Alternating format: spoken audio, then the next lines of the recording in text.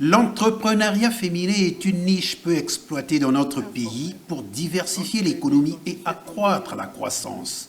En Afrique, selon les statistiques, on enregistre moins de 20% des femmes parmi les porteurs de projets dans les très petites et moyennes entreprises, une lacune à corriger.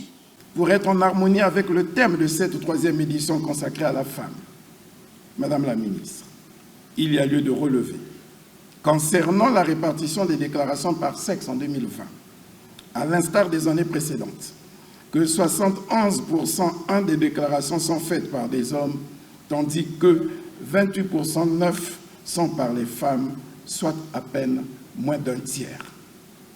Il nous faut inverser la tendance. Promouvoir l'entrepreneuriat féminin contribuerait à l'autonomisation des femmes et à l'égalité des genres. L'entrepreneuriat, c'est aussi et surtout la prise de risque, car, selon un dicton populaire de chez nous, qui ne risque rien n'a rien.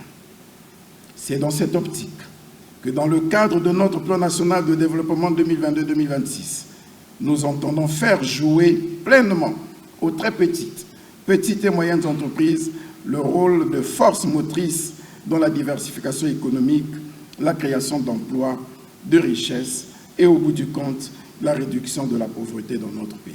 Au moment de prendre la parole, le chef du gouvernement a tenu à restituer le mérite de ses assises à son précurseur, feu Premier ministre Clément Mwamba, qui avait présidé les premières et deuxièmes éditions. L'occasion me semble tout indiquer pour lui rendre l'hommage qu'il mérite, et à ce titre, je vous prie de vous lever pour observer une minute de silence en sa mémoire.